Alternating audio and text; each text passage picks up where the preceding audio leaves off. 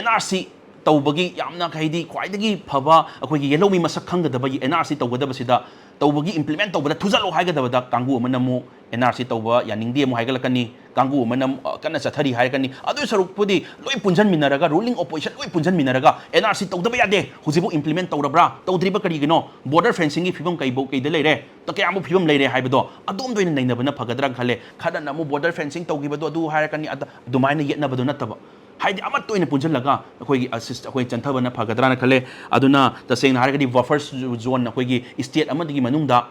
state अमन मनुंगदा India Pakistan लेनबा सुमाइना buffer zone केदबई लेदोइनो अदुना असिदी अखोई पिखरबा अखोई state अखोई मणिपुर सिदबु बफर जोन अना थमजलगा अमन अमा चत यानद्रगदी अखोई करीदनो अखोई लेरिबसे हाइबे क्वेश्चन दुने अदुना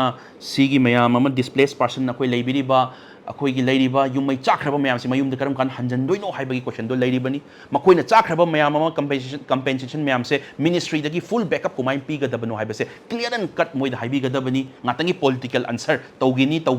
नै सोइदना तौगनी को हाइबदो नतबदा ए नोइगी सी लेरबनी नोइ केम खनगनो नोइ कंपल्सरी हंजललनी अखोइनि पारिबसे पावर द पारिबसे अखोइनि अदुना अखोइना ताकनी को पॉलिटिकल पार्टी की दका लेते हाइबे पोतो अखोइना चंगजन मतम यौरबरान खले अदुना लेबिरे रूलिंग ओरसु ओपोजिशन ओरसु प्लीज हुन्नरगा लेबदो नतबा लेबिरिबा रिप्रेजेंटेटिव याम तोइन तोइन फंबियो असेंबली दंग फमनी हाइबे लेते कौबियो